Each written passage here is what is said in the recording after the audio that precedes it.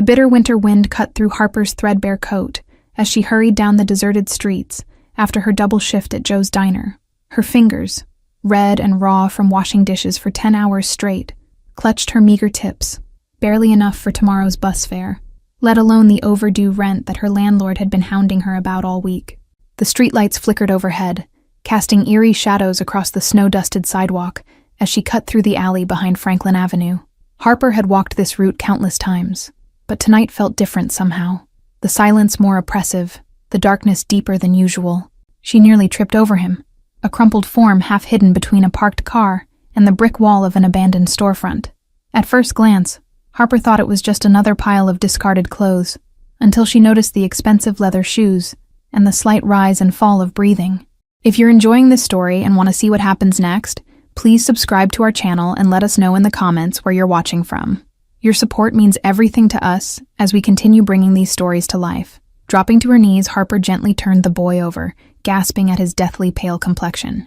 He couldn't have been more than 14, dressed in clothes worth more than her entire wardrobe, a private school uniform beneath a cashmere coat that seemed wildly out of place in this neighborhood. "Hey, can you hear me?" she whispered, checking for injuries as her nursing school training kicked in. His pulse was weak but steady, no visible wounds, but his skin felt cold and clammy to the touch, symptoms she recognized all too well.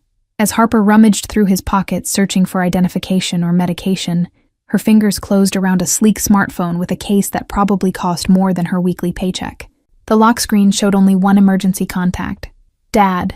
No name, just that single word that would change the course of her life forever. Her finger hovered over the button for just a moment before she pressed it, heart pounding as the call connected almost instantly. "Nicholas," came the response, a deep, accented voice that somehow managed to sound both concerned and threatening in that single word. This isn't Nicholas," Harper replied, her voice shakier than she'd intended. "My name is Harper, and I found a boy collapsed on Franklin Avenue near 23rd Street. I think this is his father's phone number." The silence that followed was so absolute that Harper thought the call had dropped, until she heard the faint sound of rapid breathing on the other end. "Is he breathing?" the man finally asked, his voice now hard as steel. All pretense of calm completely vanished. "Yes, but he's unconscious. I think it might be hypoglycemia. I'm a nursing student, and he's showing all the signs of a severe drop in blood sugar," Harper explained, automatically falling into the clinical tone she'd practiced in her hospital rotations. "Do not move him. Do not call anyone else." The man's voice had transformed into something that made Harper's blood run cold. "I'm 10 minutes away. Stay exactly where you are, and keep him warm." Exactly 8 minutes later, Harper heard the purr of an expensive engine as a black SUV with tinted windows glided to a stop at the curb. 3 men emerged in perfect synchronization, 2 taking positions on either side of the vehicle, while the third approached with purposeful strides. Even from a distance, Harper could feel the authority radiating from him, tall and imposing in a tailored overcoat that couldn't quite conceal the bulge of what she instinctively knew was a shoulder holster. His features were sharp and aristocratic, dark eyes scanning the street before settling on her with laser-like intensity. "Mr. Blackstone," the man introduced himself tersely as he knelt beside his son, his movements betraying none of the panic a normal parent would display. "You said hypoglycemia?" Harper nodded, watching as he produced a small kit from his coat pocket with practiced efficiency. "Nicholas has diabetes, type 1 since he was 8, he explained, administering an injection with the confidence of someone who had done this countless times before. Within moments, color began returning to the boy's face, his eyelids fluttering open to reveal eyes identical to his father's. "Dad?" he mumbled, clearly disoriented. "I forgot my emergency kit at school after basketball practice, and I thought I could make it home." Mr. Blackstone's expression softened almost imperceptibly as he helped his son to sit up. "We'll discuss your poor decision-making later," he said, though the relief in his voice undermined the attempted sternness of his words. As they helped Nicholas to his feet, Harper awkwardly began to step away, considering her good deed done. "Wait," Mr. Blackstone commanded without looking at her, the single word freezing her in place more effectively than a physical barrier. "Thank you for helping my son," he said, finally turning to face her fully, his penetrating gaze seeming to catalog every detail of her appearance, the worn uniform beneath her threadbare coat, the exhaustion etched into her features, the determination in her eyes despite it all. "Anyone would have done the same," Harper replied, though they both knew that wasn't true. Not in this neighborhood, not at this hour, not for a stranger who screamed wealth and vulnerability in equal measure. Mr. Blackstone reached into his pocket, and Harper instinctively stepped back, her pride bristling at the thought of being offered money. "I don't need a reward," she said quickly, chin lifting with the stubborn dignity that had carried her through years of poverty. "Not a reward," he corrected, extending a business card made of heavy stock paper with nothing but a phone number embossed in silver. "An opportunity. Call this number tomorrow morning. I have a proposition for someone with your medical knowledge and moral character." As the SUV disappeared into the night with Nicholas safely inside, Harper stood alone on the street corner, the expensive business card feeling impossibly heavy in her hand. Something told her that accepting his opportunity would irrevocably change the course of her life. She just couldn't decide if that change would be salvation or destruction.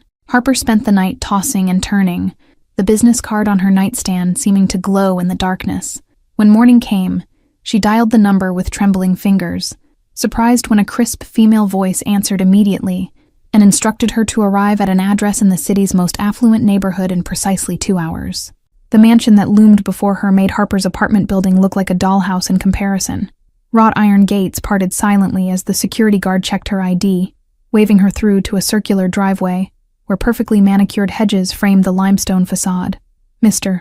Blackstone waited in what she assumed was his study, a room larger than her entire apartment, lined with leather-bound books and dominated by an antique desk that probably cost more than her student loans. "Miss Watson," he acknowledged, gesturing to a chair across from him. "Thank you for coming. Nicholas has a rare form of type 1 diabetes that makes his condition particularly volatile," he explained without preamble. "His previous medical companion recently left our employment, and I find myself in need of someone with your specific skills and discretion."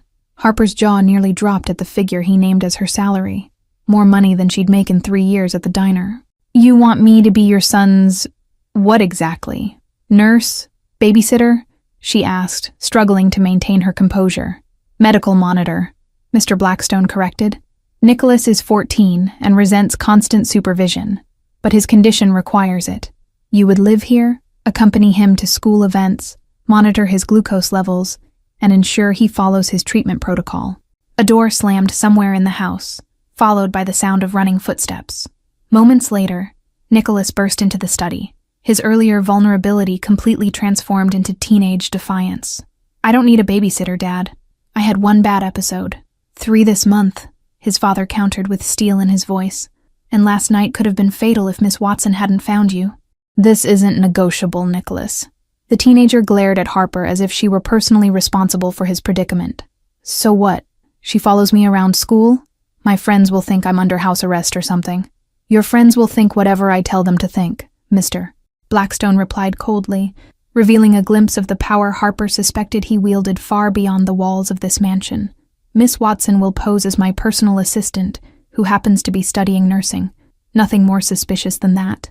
Nicholas stormed out, slamming the door with theatrical teenage rage. An uncomfortable silence settled over the room until Mr.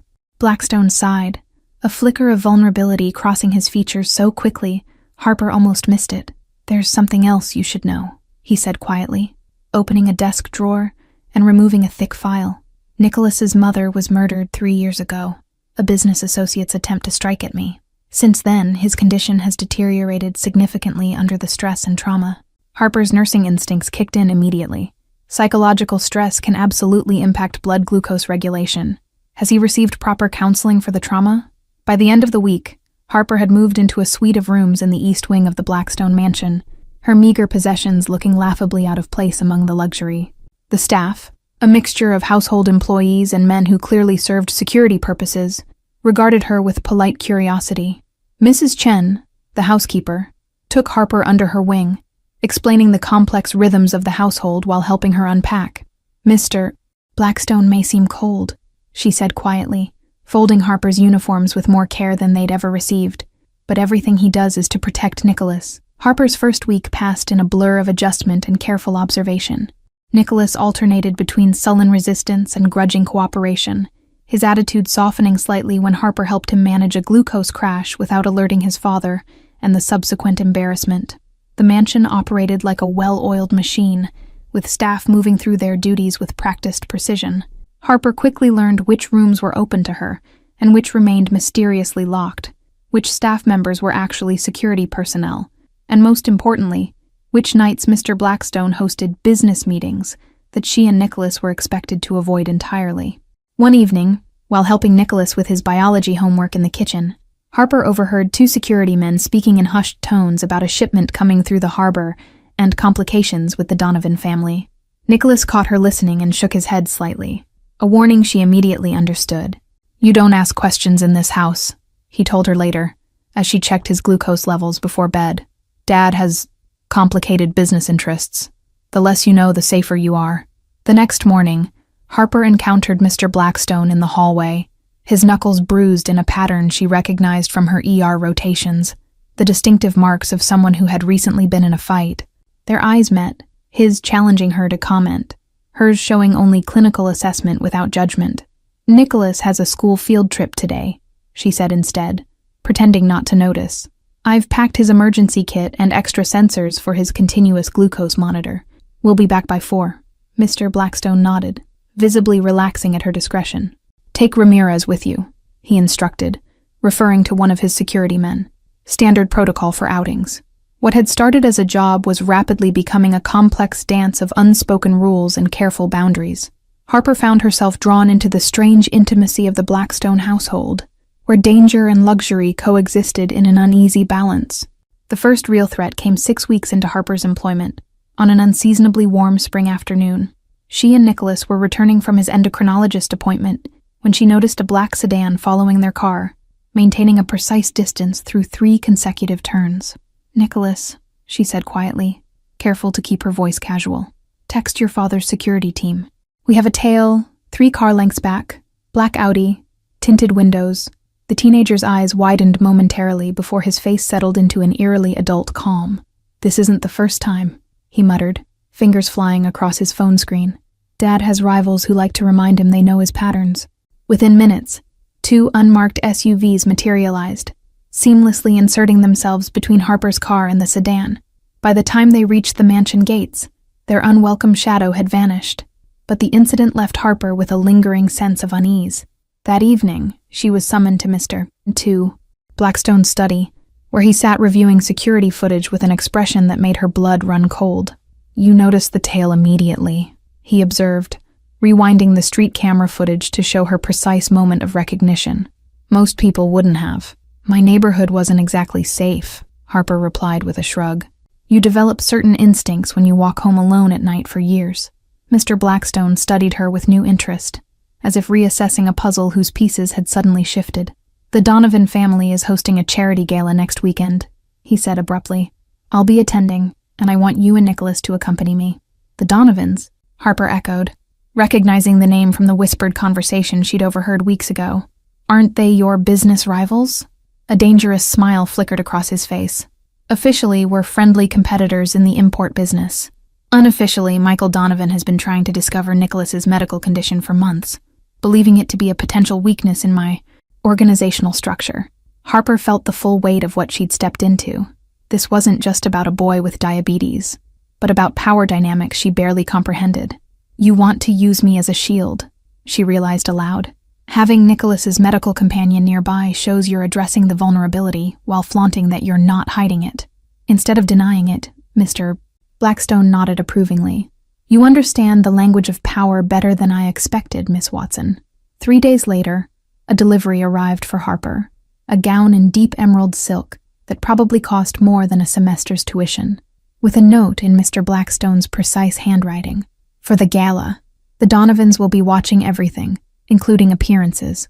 The Donovan family estate rivaled Blackstone's in grandeur, with crystal chandeliers illuminating a ballroom filled with Chicago's elite.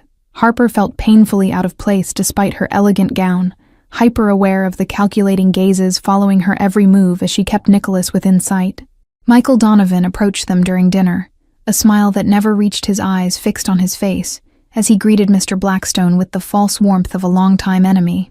"And who is this lovely young woman?"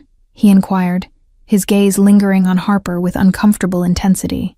"Harper Watson, my personal assistant," Mr. Blackstone replied smoothly, his hand coming to rest protectively at the small of her back. She's pursuing her nursing degree while helping manage my household affairs. The evening progressed with the careful choreography of predators circling each other, every conversation layered with double meanings that Harper only partially grasped. Nicholas remained unusually subdued, sticking close to her side and checking his glucose monitor more frequently than normal under the stress. As the orchestra began playing after dinner, Harper noticed Nicholas's hands trembling slightly, an early warning sign she had learned to recognize. A quick check of his monitor confirmed her suspicions. His glucose levels were dropping dangerously fast. "Nicholas needs air," she murmured to Mr. Blackstone, keeping her voice light, even as she slipped his emergency kit from her clutch purse. "We'll step onto the terrace for a moment." They had barely made it outside when Nicholas's legs buckled beneath him, his skin going clammy as the severe hypoglycemia took hold. Harper worked quickly, administering glucose gel inside his cheek, while keeping his airway clear. Mr. Blackstone appeared beside them, his composed facade cracking slightly, as he knelt next to his son. "What happened?" he demanded, the fear in his voice making him sound human for the first time since Harper had met him. "Stress-induced crash," Harper explained, continuing to monitor Nicholas's vitals as color slowly returned to his face. "His body's burning glucose faster than normal because of the adrenaline. He'll be okay in a few minutes." As Nicholas began to recover, Harper became aware of a shadow lingering near the terrace doors. Michael Donovan, watching with undisguised interest before disappearing back into the ballroom. "He saw everything," she whispered, sudden dread pooling in her stomach. "Get Nicholas to the car," Mr. Blackstone ordered, his expression hardening into something dangerous as he stood.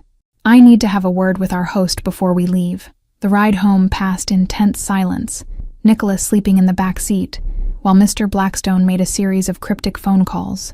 When they arrived at the mansion, he carried his son inside with surprising gentleness before returning to where Harper waited in the foyer. "Donovan will use what he saw tonight," Mr. Blackstone stated flatly, pacing the length of his study as Harper sat exhausted in the leather chair. "He'll spread word of Nicholas's condition, position it as a weakness in my organization, attempt to leverage it against me." Harper watched him move like a caged predator, seeing for the first time the full weight he carried. "You've spent years hiding his condition, haven't you? Not just for his privacy, but because in your world, any vulnerability can be exploited." "My wife was killed because she was perceived as my weakness," he replied, voice hollow, with a grief that still felt raw after 3 years. "I won't let that happen to my son." Dawn was breaking when Mr. Blackstone's security chief burst into the study without knocking, a breach of protocol that instantly put Harper on alert. "Sir, we have confirmation that Donovan's men accessed Miss Watson's apartment building last night. They've been questioning her former neighbors."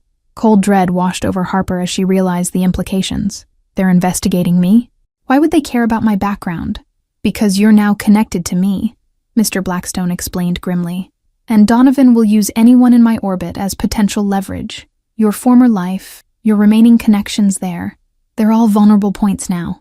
The weight of responsibility pressed down on Harper's shoulders as she realized her decision affected more than just herself. Images of Mrs. Patel watering her window plants and offering Harper homemade chai flashed through her mind, suddenly transformed into potential targets in a war she never chose to join.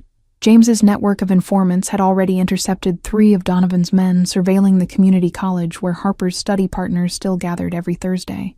The thought of violence touching that small library room where she'd once struggled through anatomy flashcards turned her stomach to ice. "They won't stop at passive observation," James warned, sliding surveillance photos across his desk. "Donovan believes in applying pressure until something breaks. He'll start with subtle intimidation and escalate until he finds the threshold of what you can bear." Harper examined the clinical rotation schedule that Professor Jenkins had presented, each location carefully selected not just for educational value but for security infrastructure. Even her education had become a strategic consideration in a chess game where she was simultaneously pawn and queen. Harper thought of her elderly neighbor, Mrs. Patel, who had always saved leftovers for her, of her study group at the community college, of the diner owner who had kept her job open despite her sudden departure. "These are innocent people who have nothing to do with your world." Mr. Blackstone's expression remained impassive, but something flickered in his eyes. Regret, perhaps, or something deeper. "There are 2 options now. You can leave, return to your life with enough money to finish your degree somewhere far from Chicago. Or you can stay, and I'll extend my protection to those you care about." "That's not really a choice," Harper said quietly. understanding the manipulation even as she recognized the genuine offer of protection. "You know I won't abandon Nicholas now." The next morning, a sleek black car arrived carrying Harper's nursing school advisor, Professor Jenkins, who looked bewildered to be escorted into Blackstone's study. "Miss Watson, your benefactor has made an unusual request regarding your education," she began, glancing nervously at Mr. Blackstone. The unusual request turned out to be a complete restructuring of Harper's degree program, private tutoring, accelerated coursework, and clinical rotations arranged at medical facilities owned by Blackstone subsidiaries. Professor Jenkins left with a dazed expression and a substantial donation check for the nursing program. "You're rewriting my life," Harper observed that evening, as they sat on Nicholas's hospital-grade monitoring equipment, "making me dependent on your world, cutting off my escape routes." 3 months after the Donovan Gala, Harper's integration into the Blackstone household was nearly complete. Nicholas had transformed from a reluctant patient to an ally, his health stabilizing under her consistent care, while their relationship evolved into something like friendship, or even siblings. The morning calm shattered when Harper entered the kitchen to find Mr. Blackstone, James, as he'd finally insisted she call him, speaking tersely into his phone, his knuckles white around the receiver. "Bring the car around. We need to move now." "Donovan's men took Mrs. Patel," he explained grimly as they rushed toward the waiting vehicle. "Your former neighbor. They're holding her at an abandoned warehouse as bait, expecting me to send security while they target Nicholas here." Harper's blood ran cold at the thought of the kind elderly woman in the hands of men like Donovan. "We have to help her. She has nothing to do with any of this. She's innocent." James's expression was unreadable as he checked his weapon. "That's why we're going personally while the security team stays with Nicholas. They expect me to prioritize my household over your connection. It's the one scenario they haven't planned for." The warehouse loomed ahead, deceptively quiet in the morning light. James handed Harper a small device. "Tracking beacon. If anything happens to me, press this button and my team will come. Get Mrs. Patel out first, no matter what." Inside was a maze of shipping containers and forgotten machinery, the air thick with dust and foreboding. James moved with predatory grace, signaling Harper to follow his exact footsteps as they navigated deeper into the trap that waited for them. They found Mrs. Patel tied to a chair in a small office, frightened but mercifully unharmed. As Harper rushed to untie her, James positioned himself at the doorway, weapon raised against the footsteps approaching from multiple directions. "Get her to the exit," he ordered, eyes never leaving the corridor. "I'll hold them off. Don't argue, Harper. Her life depends on your speed now." Supporting Mrs. Patel's weight, Harper hurried through the warren of corridors, the sounds of gunfire erupting behind them. They had almost reached the exit when a figure stepped from the shadows. Michael Donovan himself, a pistol aimed directly at them. Time seemed to slow as Harper positioned herself between the gun and Mrs. Patel, her medical training automatically calculating angles and vital points. The warehouse's damp air filled her lungs as she breathed deeply, searching for the same calm she'd mastered during Nicholas's worst episodes. Donovan's eyes betrayed a flash of uncertainty. He had expected fear or pleading, not the steady gaze of someone who had already accepted the possibility of this moment, from the day she first called James Blackstone. The power dynamic shifted imperceptibly as Harper held her ground without flinching. Behind Donovan's shoulder, a shadow detached from the darkness, moving with liquid precision that spoke of years of combat training. James's presence radiated a controlled fury that seemed to lower the temperature in the warehouse. His focus narrowed to a predatory intensity Harper had glimpsed only once before, the night Nicholas had collapsed at the gala. The moment crystallized Harper's transformation. From a struggling nursing student who once feared the implications of Blackstone's world, to a woman who now understood its unspoken language of power and protection. The warehouse's decaying walls held witness to the final dissolution of her old life and the solidification of her place in this new one. "The famous nurse," he sneered, blocking their path. "Blackstone's new weakness. How convenient that you've delivered yourself to me, saving me the trouble of hunting you down later." In that moment of terror, Harper made a calculation based on everything she'd learned in the Blackstone household. "You won't shoot me," she stated with more confidence than she felt. "I'm more valuable as leverage. And you won't shoot an elderly woman because even in your world, there are lines you don't cross." Donovan's momentary hesitation was all that was needed.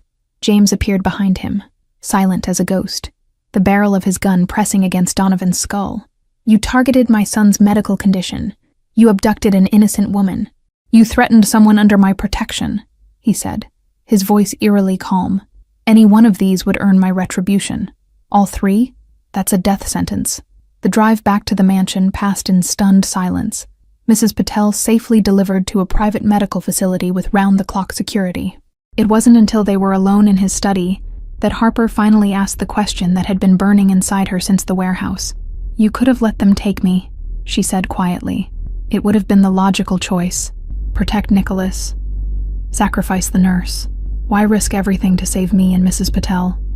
James moved toward her slowly, as if approaching a frightened animal. "Because you showed me there's more to strength than power," he answered, his voice rough with emotion. "The night you found my son, you stopped for a stranger when no one else would. That kind of courage, it's worth protecting." The distance between them vanished as his hand cupped her cheek, thumb tracing the outline of her jaw. "Stay," he whispered, the word somewhere between a command and a plea. "Not as Nicholas's nurse, not as my employee. Stay because this house hasn't felt like a home until you were in it. Thank you for following my story. If you enjoyed it, don't forget to like, subscribe, and share this video, as your support is crucial for me to continue creating content here.